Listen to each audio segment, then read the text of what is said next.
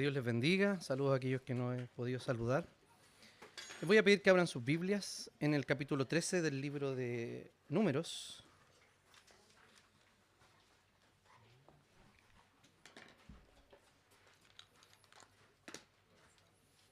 Vamos a dar lectura al capítulo completo, que consta de 33 versículos, y voy a leer en Nueva Versión Internacional. Dice así la palabra de Dios. El Señor le dijo a Moisés: quiero que envíes a algunos de tus hombres a explorar la tierra que estoy por entregar a los israelitas. De cada tribu enviarás a un líder que la represente, de acuerdo con la orden del Señor. Moisés los envió desde el desierto de Parán.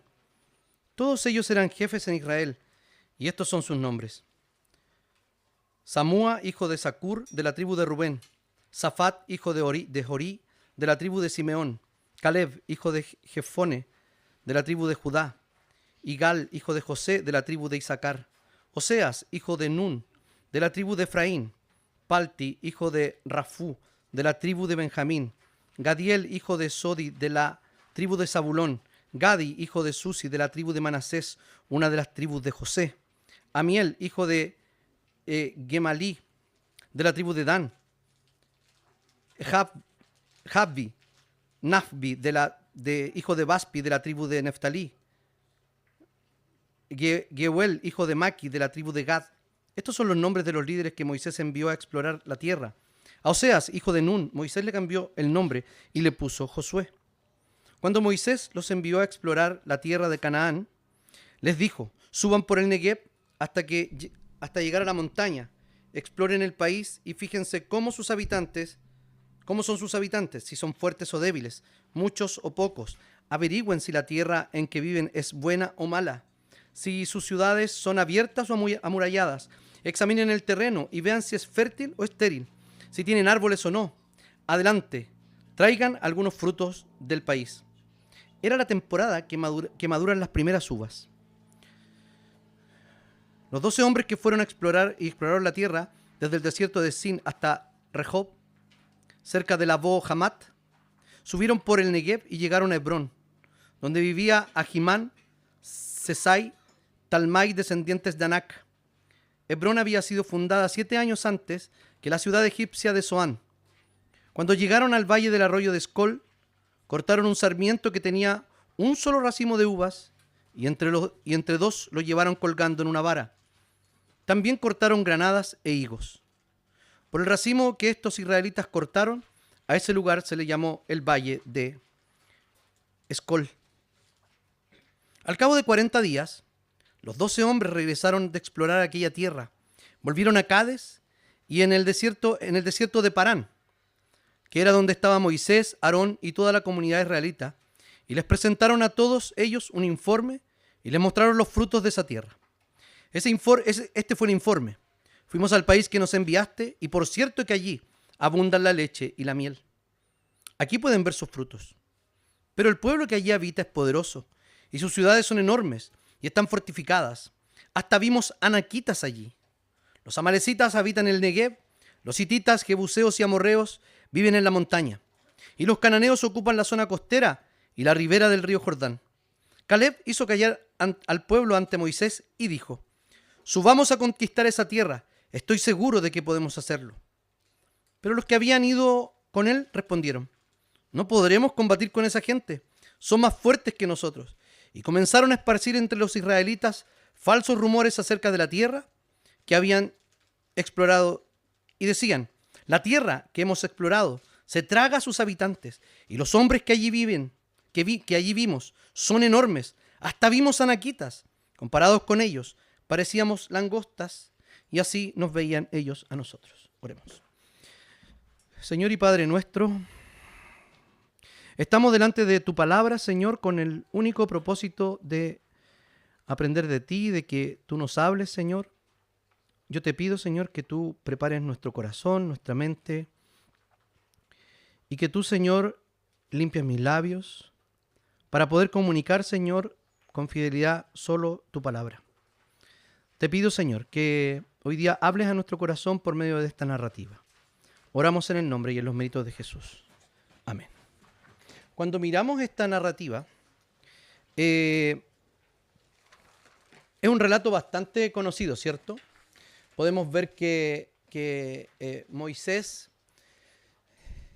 está tratando o está preparándose para la conquista de la tierra que el Señor les había entregado a los israelitas. La historia con estos 12 es uno de los relatos más conocidos del libro de Números. Dios ordena que envíe hombres a la tierra prometida. ¿Y ellos qué van a confirmar? Su fertilidad. Van a confirmar la gente que hay allí, la forma de sus ciudades, etc. Pero 10 espías de ellos ven, aparte de lo que ven todos, ellos ven gigantes, mientras los otros 2 veían la fidelidad de Dios. El contraste entonces que tienen estos 2, que son Josué y Caleb, no es meramente una impresión geográfica o de percepción que tienen los unos de los otros. Es una cuestión, no es geográfico, sino fundamentalmente espiritual. Entonces vemos que ellos están mirando esta conquista y en realidad este peregrinaje de la perspectiva de Dios o desde la perspectiva humana de la incredulidad. Este sermón, que es el número 8, lleva por título ¿Uvas o gigantes? Vemos 2 cosas gigantes acá, ¿cierto? Vemos un racimo enorme de uvas y vemos hombres gigantes. Y es donde ellos, cada uno de los 2 grupos, ese grupo de A2 y ese grupo de A10, donde están poniendo la atención para caminar en lo que Dios les había prometido. Entonces este capítulo presenta un dilema entre 2 cosas, que es un dilema en el que siempre estamos. Si es confiar en Dios o rendirse al miedo.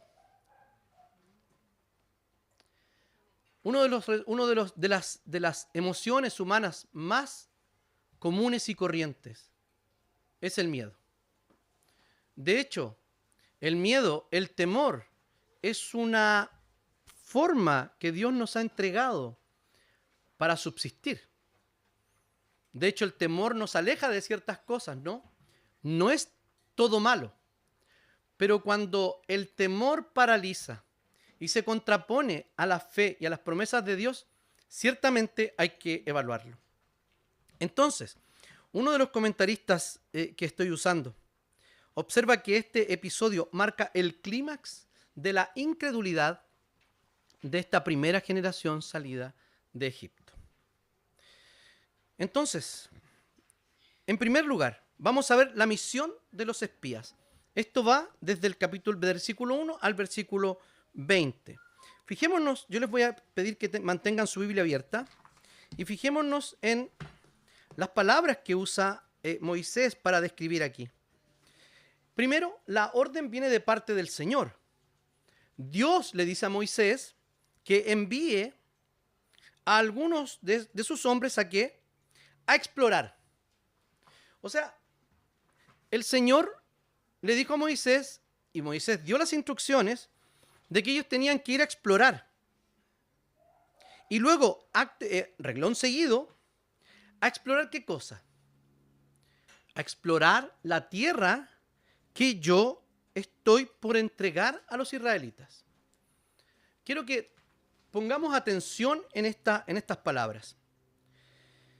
En la misma misión donde Dios les está diciendo que vayan y exploren, en la misma visión incluye la promesa. ¿Qué quiere decir esto? Quiere decir que vayan y exploren Canaán. Vayan a ver cómo es. Vayan a ver si yo, después que ustedes me informen, vamos a evaluar si es que yo les voy a entregar esta tierra o no. ¿No dice eso el Señor? La instrucción es clara. Dice que vayan a explorar la tierra que estoy por entregarle a los israelitas. Y tenían que ir todos representados.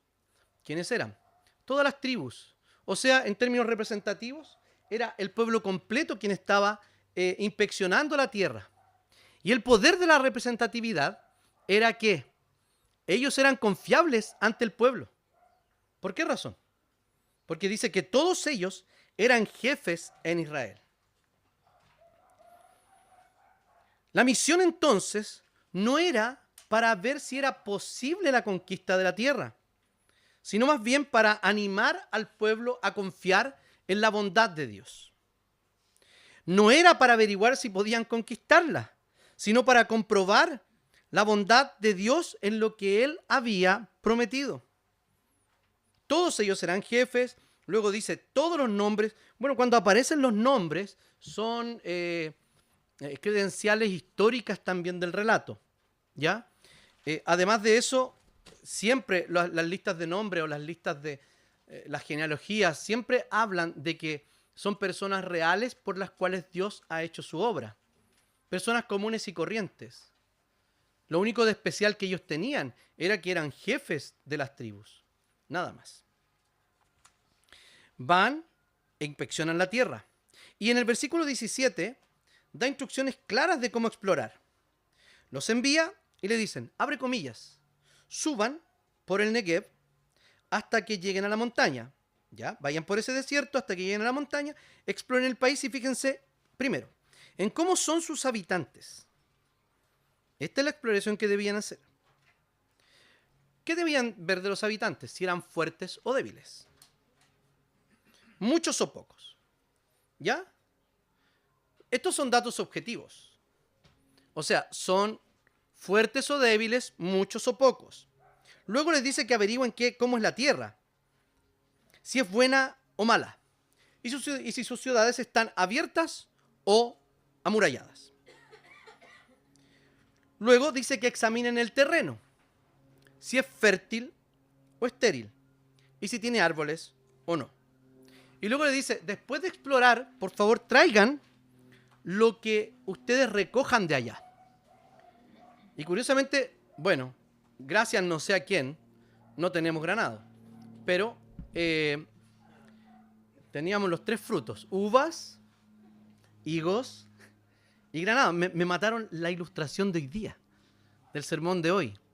Bueno, los 3 frutos que teníamos acá son los que ellos traen para comprobar que la tierra era buena. Moisés les da estas instrucciones claras, objetivas. O sea, la exploración debía reforzar la fe en la promesa que Dios había hecho y no despertar el temor.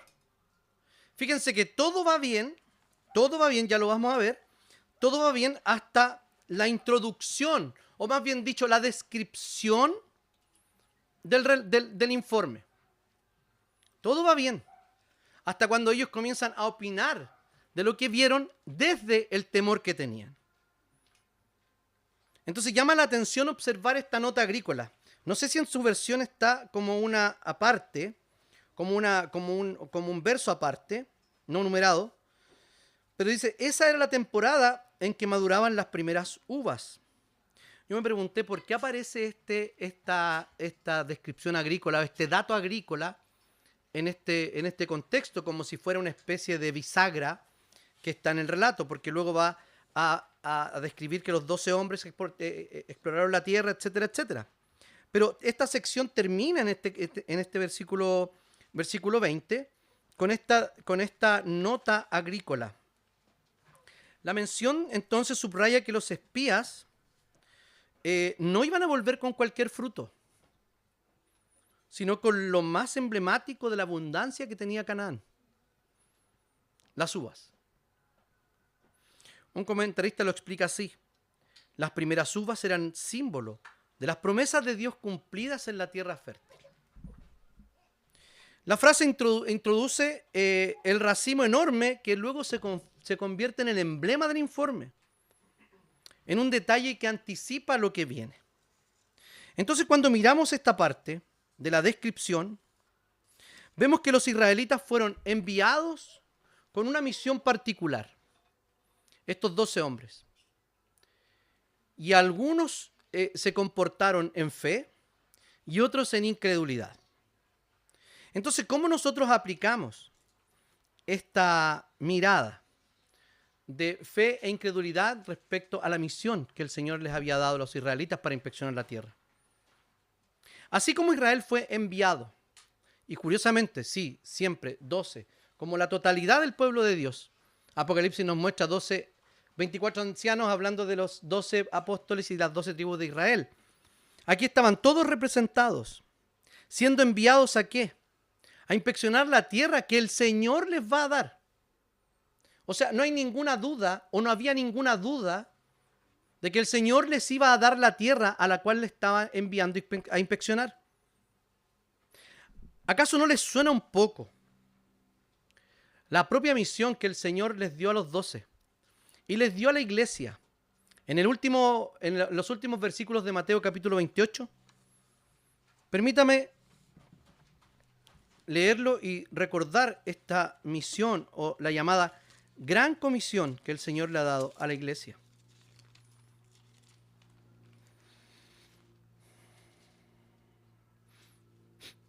Voy a leer solo el 19 y después voy a retroceder al 18. Por tanto, vayan y hagan discípulos en todas las naciones y bautícenlos en el nombre del Padre y del Hijo y del Espíritu Santo. La misión que se le dio a Israel, ¿cuál fue? Vayan, inspeccionen y digan lo que ven. ¿Por qué? Porque es la tierra que yo les voy a dar. Punto. ¿El Señor qué nos dice? ¿Qué le dice a la iglesia de hoy? Vayan y hagan discípulos en todas las naciones y bautícenlos en el nombre del Padre y del Hijo y del Espíritu Santo. Luego dice, enséñenles a cumplir todas las cosas que les he mandado. Y yo estaré con ustedes todos los días hasta el fin del mundo. Amén. ¿De qué grupo somos? ¿Somos de los 10 que tienen temor de cumplir la misión de Dios sin ninguna razón? ¿Saben por qué sin ninguna razón? Porque curiosamente aquí también aparece esto de algo parecido, de la tierra que yo les voy a entregar a Israel. Fíjense lo que dice en el versículo 18. Jesús se acercó, voy a leer desde el 16. Pero los 11 discípulos fueron a Galilea, al monte que Jesús les había señalado. Y cuando lo vieron, lo adoraron, pero algunos dudaban. Dudar no es lo mismo que temer. Probablemente los 10 informantes negativos de Números 11 al principio dudaron, pero ellos hicieron una escalada de duda y de incredulidad y terminaron no solo informando, sino también esparciendo rumores exagerados para que la gente sintiera temor. Eran como los primeros periodistas en la historia de Israel. Cuando les dice lo siguiente, algunos dudaban. De los 11 discípulos, no todos tenían plena confianza. De hecho, que algo bueno iba a pasar después de que Jesús muriera, incluso que después de que Jesús resucitara. A pesar de que el Señor le había dado muchas promesas. No sabemos cuántos lo adoraron y cuántos dudaron de esos 11. No está mal dudar. El Señor dice, ¿y cuál es el antídoto que les da en este capítulo? Nos da respecto de la duda. Y Jesús se acercó y les dijo, ¿a quiénes? ¿A los que creían? ¿A los que lo adoraron? ¿O a los que dudaron? A los 11, a todos. Se acercó y les dijo, toda autoridad me ha sido dada en el cielo y en la tierra. ¿No les parece demasiada coincidencia la forma en que los envía a los 12 espías, diciéndoles que esta es la tierra que estoy por entregarles? Y a nosotros nos dice, toda potestad me es dada en el cielo y en la tierra. Fíjense que ellos se transformaron en falsos testigos de lo que habían visto. No solo por omisión, porque nosotros muchas veces nos transformamos en testigos infieles, de hablar de las cosas de Dios a otros, de predicar el nombre de Jesús a otras personas. Omitimos. De hecho, no mentimos. Solo nos quedamos callados. Que es básicamente lo mismo. No decir nada ante personas que sí necesitan escuchar el mensaje de salvación. El otro día conversábamos en el estudio del día jueves y nos preguntábamos si realmente todos estábamos capacitados para predicar el Evangelio o enseñar la Biblia a otros. Déjenme preguntarles algo. ¿Quiénes de ustedes tienen una profunda convicción de su pecado? Levante su mano. ¿Quién tiene convicción de su pecado? Baje su mano. ¿Quién tiene convicción de que Jesús murió por usted? Baje la mano. Tiene todas las herramientas para enseñarle algo a otra persona. Ellos volvieron y esparcieron error, esparcieron dudas, pero nosotros nos quedamos callados. ¿No será acaso lo mismo omitir el mensaje de salvación a aquellos que lo necesitan? ¿A cuántas personas usted le habla de Jesús? Puede tener espacios en su trabajo, en su barrio, en lo que haga, para hablar acerca de Jesucristo. ¿No tiene una amiga, un vecino, un hijo al cual discipular? Alguien podría decir, es que yo no tengo tiempo, porque yo crío. Ahí está su primer espacio de evangelización, su primer espacio de discipulado. Y no tiene una vecina, no tiene una amiga, un amigo, con quien decirle, oye, ¿te gustaría leer la Biblia conmigo? Solo haga eso. El resto lo va a hacer el Señor. Entonces, así como Israel fue enviado a contemplar lo que Dios había dado, Cristo envía a la iglesia al mundo. Vayan y hagan discípulos. No vamos a comprobar si el reino es posible, sino a confirmar que en Cristo la victoria ya es segura. Toda potestad me es dada en el cielo y en la tierra. En segundo lugar, aquí está la descripción de la tierra y de sus frutos, del 21 al 25. Los hombres fueron y exploraron la tierra, desde el desierto de Sin hasta Rehob, cerca de Lebo Hamat, subieron por el Negev, llegaron a Hebrón, donde vivían Ahimán, Sesai y Talmai, descendientes de Anac. Esto es importante también, hay varios datos que vamos a tocar. Esto es importante, ¿por qué? Porque ellos no mienten al final cuando dice, incluso hasta vimos anaquitas. La pregunta es, hagámoslo al tiro, primero. Los pueblos, ¿qué dijeron? Que el pueblo era poderoso, que las ciudades eran fortificadas y que la gente era gigante, ¿cierto? Había incluso gigantes. ¿Quiénes eran los anaquitas, descendientes de Anac? La palabra Anac significa cuello largo o collar. Entonces, probablemente era un apodo de un clan cananeo famoso por su altura. A ver, no es imposible que personas vean a otros como gigantes. No voy a poner ningún ejemplo presente. Porque están sentados incluso en la misma fila. No les voy a pedir que se paren. Pero si yo le pidiera a la Tefi y al Hernán que se pararan, y la Tefi mirara al Hernán, ¿qué diría la Tefi? Es que es la más chiquitita que yo veo por ahora, digamos. No veo a alguien más. Bueno, la Cami también. Diría que es gigante, ¿o no? Y estoy vacilando a nadie. Estoy solamente ejemplificando para que ustedes vean que uno es posible que alguien vea a otro como un gigante. Entonces, Anac, estaban los anaquitas, era famoso por su altura. Saben que la palabra anaquita en hebreo es anakim. Oh, pero es con M, no es con N. Yo también me emocioné cuando vi, pero era con M. El plural de Anac. Era este grupo de personas de gran estatura que habitaban Hebrón y sus alrededores. No se trata de una raza mitológica con fundamento allá en Génesis 6 que decían que los hijos de Dios conocieron a las hijas de los hombres y tuvieron gigantes en la tierra. Bla, bla. No, ese grupo tampoco son ángeles que se mezclaron con mujeres humanas y no. Son razas de gigantes y ese texto de Génesis 6 es muy oscuro para tener una interpretación definitiva de lo que es. Sí sabemos que no es. Sabemos que no eran ángeles que tuvieron relaciones sexuales con mujeres. No eran eso. Entonces estos anaquitas, como dijimos, eran ellos. Vamos a devolvernos un poquitito. El informe entonces inicia con esta descripción. Inicia con la descripción de En el versículo, vamos a ver hasta el versículo 25. Dice, cuando llegaron al valle del arroyo de Escol, cortaron un sarmiento que tenía un solo racimo de uvas y entre dos lo llevaron colgando de una vara. También lo cortaron granadas e higos.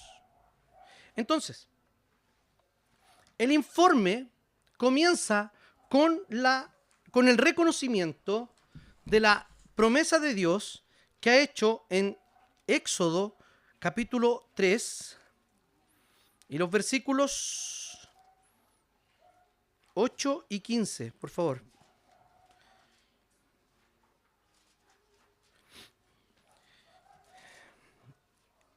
He sabido de sus angustias y he descendido para librarlos de las manos de los egipcios y sacarlos de esa tierra, hacia una tierra buena y amplia, una tierra que fluye leche y miel, donde habitan los cananeos, los hititas, los amorreos, los fereceos, los givitas y los jebuseos. Y el versículo 15.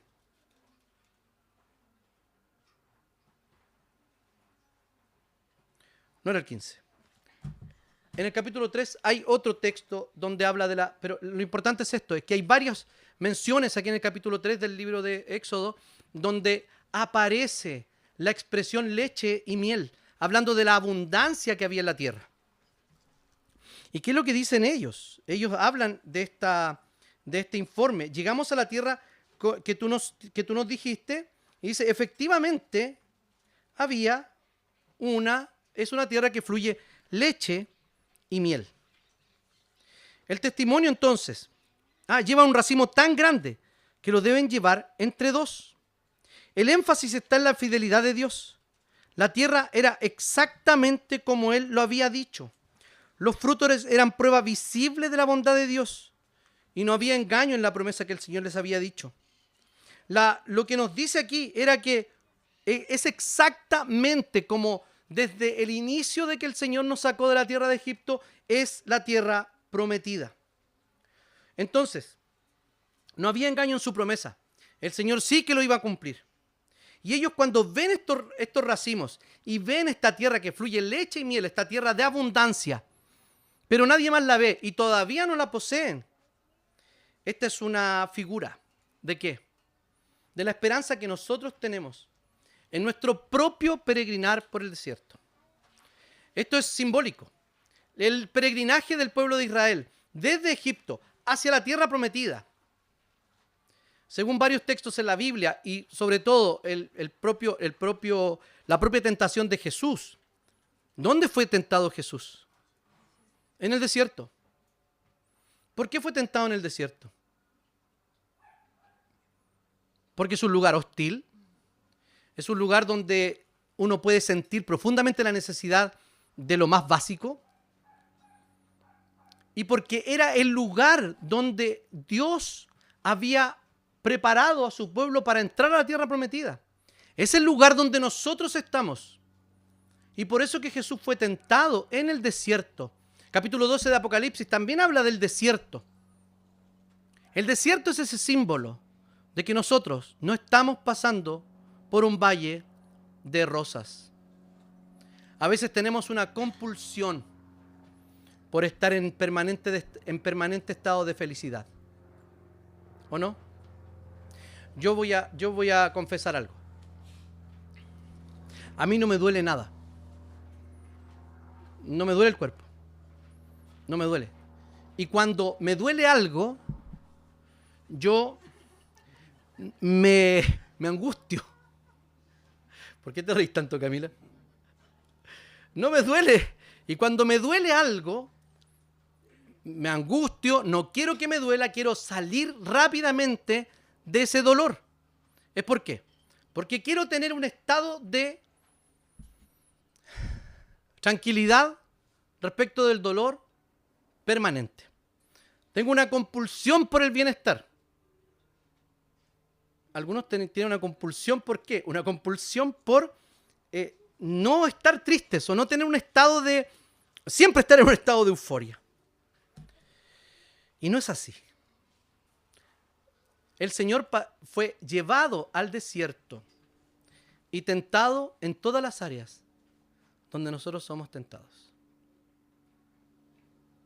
Por eso que es tan simbólico y tan importante cómo Jesús fue tentado en el desierto. Eso quiere decir que si Jesús pasó por el desierto, fue tentado y Él superó la tentación, ¿qué significa? Que en Él nosotros hemos sido declarados justos. Porque si nosotros vemos los 10 mandamientos que leemos domingo tras domingo, ¿a cuántos violó? ¿Cuántos transgredió? ¿Cuántos transgredimos? Varios. Un poquito más adelante, el Éxodo nos dice que si hemos transgredido un solo de esos mandamientos, nos hemos hecho violadores de toda la ley. ¿Saben por qué? Porque cuando violamos la ley, no es que le pongamos una cruz a aquel mandamiento que no hemos cumplido, sino que estamos ofendiendo el corazón de Dios, porque detrás de la lista, no es una simple lista, está Dios mismo. Entonces es por eso que cada vez que leemos los 10 mandamientos, tenemos dos opciones: o quedarnos lastimosamente con remordimiento por nuestro pecado, o decir, sí, he pecado y hay perdón en Cristo Jesús, y acercarnos domingo tras domingo y día tras día a tomar la promesa de perdón que el Señor Jesús nos da permanentemente. Entonces, los frutos anticipan también, estos frutos del racimo que llevaron colgado en una vara, también anticipan algo súper importante. ¿Por qué? Porque está basado en que era la temporada de las primeras uvas maduras. El capítulo 8 del libro de la carta del apóstol Pablo a los Romanos dice así, 8:23.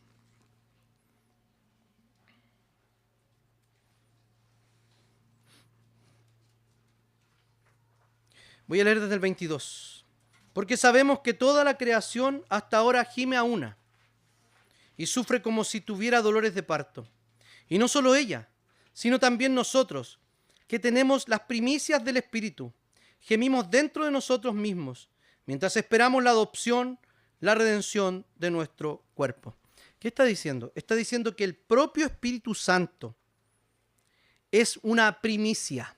Eso quiere decir que el fruto que ellos recogieron, el racimo, fue una muestra de lo que ellos iban a disfrutar cuando entraran a la tierra prometida. La habitación del Espíritu Santo en nosotros nos muestra el gozo y el deleite que vamos a tener cuando entremos en el gozo del Señor. No cuando nos muramos solamente, porque eso va a ser un periodo temporal, intermedio hasta la resurrección, sino cuando venga el Señor y nos paremos delante del tribunal de Cristo, delante del trono blanco, y sean abiertos los libros. El símbolo del Apocalipsis en esos libros es la memoria de Dios. No sabemos si el Señor los va a leer, lo más probable es que no lea todas las cosas, sino que este es el símbolo. En la memoria de Dios hay dos grupos de cosas. Hay un grupo de hechos y acciones, pensamientos y palabras, y hay nombres escritos. Lo primero que se lee cuando toda la humanidad, grandes y pequeños, ricos y pobres, están parados delante del trono blanco, lo primero que se lee, ¿qué son? Los libros de las obras. ¿Qué quiere decir esto? Que todos, si somos coladitos por los 10 mandamientos, ¿qué va a pasar? Deberíamos ir todos al infierno. Si solo se leyera el libro de las obras, ¿qué pasaría? Iríamos todos al infierno. Pero lo que hace la diferencia en el capítulo 20 de Apocalipsis es que se lee el libro del Cordero, el libro de la vida. Y en el libro de la vida hay nombres escritos desde antes de la fundación del mundo. Y en ese libro está nuestro nombre. Inmerecidamente, no solo inmerecidamente, desmerecidamente. Porque aquel que se sienta ganador o merecedor de la salvación tiene un grave problema. Cuando se leen los nombres, El que no se encuentra en el libro es arrojado al infierno. La separación total, absoluta y permanente de Dios. Y los que estaban en el libro no fueron juzgados según sus obras, porque estaban escritos en el libro del Cordero. Ese Cordero que fue inmolado, que derramó la sangre por usted y por mí. Entonces el Espíritu es la primicia. Si tenemos el Espíritu, eso quiere decir que estamos esperando esa adopción final, la redención de nuestro cuerpo. Es decir, cuando el Señor venga y resucite y restaure todas las cosas como al principio. Lo que Israel vio fueron los frutos. La iglesia lo que experimenta es la vida nueva en Cristo Jesús. Eso quiere decir un anticipo de la gloria venidera. Y el contraste entre la incredulidad y la fe. Yo me adelanté, estaba muy ansioso por hablar de los anaquitas. No sé si alguien se fijó en esa pifia que me pegué. Ahora venían los anaquitas, 26 en adelante. Ya les dije que era un pueblo poderoso y que fue una de las cosas que ellos dijeron. Ahora, como les dije antes, pareciera que ellos cuando dijeron, y aparecen 3 veces los anaquitas, aparecen en el versículo 22, 3 nombres y dicen que eran descendientes de Anac. ¿Qué quiere decir este texto? Ese texto quiere decir que era verdad lo que ellos vieron. Efectivamente habían anaquitas. Luego, en la descripción del informe, dice que hasta vimos anaquitas allí. Hasta vimos anaquitas. Y luego menciona esto de nuevo, hasta vimos anaquitas en la parte final, en el versículo 33. Ese hasta vimos, lo entendemos, ¿cierto? Está bien traducido la intención que tiene el hebreo aquí en la NBI. Es como, a ver, estaba muy sucia la casa, hasta habían hongos. ¿Entienden la idea? Hasta habían anaquitas era un énfasis para decir lo difícil que era tomar la tierra. Pero es como ellos, como dijimos, ellos pasan diciendo, por cierto, esa es la tierra donde fluye leche y miel, allí están los frutos, pero el pueblo, y ahí viene lo importante, versículo 28, pero el pueblo. O sea, mira, el Señor nos dijo exactamente la verdad de que había leche y miel y que era una tierra próspera. Pero el Señor les había dicho, ya lo leímos en el capítulo 3, versículo 8 de Éxodo. Y dice, y esa tierra la habitan tales, tales, tales y tales. No era una tierra vacía. Ellos tenían que conquistar la tierra. Pero el Señor ya se las había dado. ¿Qué pasó acá? Ellos entran en una dinámica de incredulidad. Los otros 2 informantes, los otros 10 informantes. Cuando describen cómo eran ellos y cuando ellos, dice, hasta vimos anaquitas, los amalecitas, los setitas, y nombran quienes viven en la montaña. Cuando describen esto, quien los hace callar es Caleb. Uno de los que sí entran en la tierra prometida de esa generación. Y Caleb les dice, subamos, porque nosotros podemos hacerlo, somos más poderosos que ellos. El miedo que tomó a los 10 informantes magnificó los peligros y redujo la fe. Se vieron como insectos ante gigantes. Ellos dicen, al final del texto dice, comparados con ellos parecíamos langostas. Y así nos veían ellos a nosotros, como si les hubiesen preguntado, ¿cómo me ves? Es claramente una exageración para promover el temor entre el pueblo. La voz de Caleb, que significa algo así como un perro leal, representa la fidelidad o la confianza en la fidelidad absoluta de Dios. ¿Qué significa que Dios sea fiel o que Dios sea veraz? Que lo que Dios ha dicho lo cumple. Que Dios no se niega a sí mismo. Que lo que nos ha prometido no nos lo va a quitar. Caleb se enfrenta desde la lógica de la fe respecto a la lógica del miedo. Más que del temor, del miedo. No lo podremos hacer. ¿Saben qué? Es posible que al mirar a las personas, efectivamente se veía una tarea difícil. ¿Acaso nos consideramos difícil nosotros enfrentarnos a nuestras propias circunstancias, enfrentarnos a la propia misión de Dios y participar de ella como algo casi imposible. ¿No es así? Les vuelvo a preguntar. La pregunta es, ¿y qué le hablo a esta persona? ¿Y qué le digo si me dice esto? No, tengo que estar capacitado. Es como que tenemos que hacer un curso de exégesis bíblica, tenemos que hacer... Algunos no vienen ni al estudio de Apocalipsis. Exégesis bíblica, apologética, defensa de la fe, ser experto en varias áreas para poder dar razón de la fe que hay en nosotros. Bueno, no es necesario. Solamente tenían que ser descriptivos con lo que ven y confiar en la promesa que el Señor les había dado. Sí, había gente grande, había esto, otro, pero era todo muy difícil. Y Caleb dice, sí, es cierto, había esto y esto otro, pero sí podemos nosotros vencerlo. Porque él tenía la confianza en el Dios vivo. Caleb y Josué prefiguran al verdadero guía del pueblo de Dios. Y definitivamente porque, fíjense que hay una nota allí en el 16, cuando menciona, en el 8 menciona a Oseas, hijo de Nun, de la tribu de Efraín, y más abajo dice que estos son los nombres en el 16, y luego dice, a Oseas, hijo de Nun, Moisés le cambió por nombre y le puso Josué. ¿Sabe lo que significa? ¿Sabe cuál es el nombre Josué? Josué es el hebreo Joshua. Del griego, Jesús. Del español, Salvador. O sea, definitivamente el cambio de nombre de Josué fue un anuncio del verdadero Salvador, de aquel que nos guía a la entrada a la tierra prometida.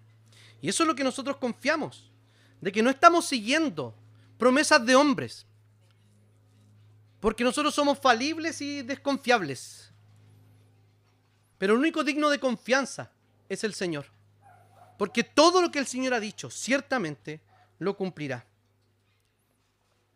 Cristo enfrentó a los gigantes más grandes que podían enfrentar. La palabra del Señor nos dice que Jesús enfrentó la muerte y con su muerte enfrentó a las huestes demoníacas venciéndolas. ¿Vieron Gladiador 2? Véanla. Decepciónense. No, es buena la película, pero no como la 1. Obvio. Fíjense que cuando en Gladiador 2, yo creo que en todas las películas romanas, aparece una fiesta al general que triunfa en alguna batalla o en alguna campaña, ¿cierto? Vuelve a Roma y pasa por esta especie de ¿cómo se llamará? No es que un pasillo, es como un estadio. Es como un sambódromo. ¿Usted conoce los sambódromos? ¿Donde bailan samba? ¿Vos se conoce? Los sambódromos, yo pensaba que era como un estadio, una cosa así. Cuando vi por primera vez un sambódromo, vacío, por favor, vacío, no había nadie, fue en octubre o en agosto. Es una calle con graderías por el lado y nada más. Bueno, algo así era, como graderías por lado y lado, pasaban por ahí y estaban dándole tributo. El emperador los reconocía, pasaba el general, pero atrás pasaban carros. ¿Y saben qué carros pasaban? Con esclavos, tomados de la guerra en la batalla que habían triunfado. Esta es la figura que usa Pablo aquí. Dice, 14 y 15, capítulo 2 de Colosenses. Ha anulado el acta de los decretos que había contra nosotros y que nos era adversa, y la quitó de en medio y la clavó en la cruz. A ver, está hablando de todo lo que a nosotros, de todos nuestros pecados que a nosotros nos condenaban. Cuando estuvo en la cruz, la clavó en la cruz. ¿Qué clavaron en la cruz de Jesús? INRI. ¿Es verdad eso del INRI? En 3 idiomas. Griego, latín y arameo o hebreo. Me corrigen. Decía Jesús, Cristo, Rey de los judíos. O este Jesús, Rey de los judíos. ¿Por qué pusieron eso? Porque acostumbraban a poner en la cruz la condena por la cual estaban siendo crucificados. Sí, a Jesús le pusieron eso y por eso lo condenaron. Pero Pablo dice que lo que realmente pusieron en la cruz fue toda la lista de nuestros pecados, toda nuestra condición pecaminosa para morir por nosotros. ¿Y saben cuándo hizo eso? ¿Saben lo que pasó? El resultado de aquello viene en el versículo 15 que voy a leer ahora. Dice, desarmó además los poderes y las potestades y los exhibió públicamente, triunfando sobre ellos en la cruz. Esa es la figura. Los expuso públicamente. Entonces, queridos, nosotros, a pesar de toda nuestro pecado e infidelidad, el Señor sigue de nuestra parte. El Señor no nos abandona. El Señor sigue queriendo traernos con lazos de amor. Los versos finales del capítulo 23, del Salmo 23 dice, el bien y la misericordia me seguirán todos los días de mi vida, y en la casa de Jehová moraré por largos días. Eso lo decía David, y todos sabemos quién fue David. Entonces, cuando nosotros miramos este capítulo, específicamente de este contraste entre fe e incredulidad, tenemos todas las informaciones, tenemos toda la creencia, tenemos toda la evidencia en la cruz de Cristo que sí somos vencedores. Un gigante, cualquiera que sea, Jesús ya lo expuso públicamente triunfando sobre él en la cruz. Cualquier cosa a la que nosotros nos enfrentemos, Jesús ya lo vivió, Jesús ya lo venció. Es por eso que podemos vivir confiados. En términos de la iglesia, muchas veces podemos ver obstáculos de recursos culturales, de capacitación. Sin embargo, el Señor dice, toda potestad me es dada en el cielo y en la tierra. Vayan a ver la tierra que les estoy por entregar a Israel. Y lo que nos dice el Señor aquí es que es preferible creer en Dios y ver al Dios por sobre los problemas gigantes que se nos enfrentan. ¿Por qué razón? Porque si lo vemos a través de la cruz de Cristo Jesús, Él ya sufrió todo lo que nosotros merecíamos sufrir. Él nos entiende todas las experiencias que nosotros vivimos. Y es por eso que podemos acceder al trono de la gracia, a confesar nuestros pecados, a pedir perdón y a ser perdonados todos los días de la vida. Números 13 no es un relato antiguo de exploradores y gigantes. Es verdaderamente un espejo de nuestro corazón. ¿Vemos promesas o vemos todas las dificultades del mundo? ¿Vemos todo lo que nos falta o todo lo que el Señor nos ha dado? ¿Vemos uvas grandes, racimos que hay que llevar entre dos? ¿O vemos gigantes? Israel fracasó al dudar del poder de Dios. Pero en Cristo tenemos el verdadero guía que ha vencido todos los gigantes por nosotros, gigantes del pecado y de la muerte, y ha triunfado. Y Él es el vencedor. El llamado entonces, ¿cuál es? Sigamos a Cristo con fe perseverante, confiando que Él, por su propia guía y no por nuestros méritos, nos llevará al reposo eterno. Oremos. Señor, te damos gracias por tu palabra, porque podemos, Señor, ser confrontados respecto a nuestra incredulidad, incluso de nuestra mala intención del corazón. Te pedimos perdón, Señor, por no confiar en ti. Te pedimos perdón, Señor, por tantas veces intentar buscar justificación a nuestra falta de fe, a nuestro pecado, cuando tú ya nos has justificado, Señor. Ayúdanos a vivir conforme a tu voluntad. Ayúdanos a ver las uvas, Señor. Ese racimo enorme que nos anuncia el estado eterno y la vida plena con Cristo. Y no a ver los gigantes a los cuales nos enfrentamos.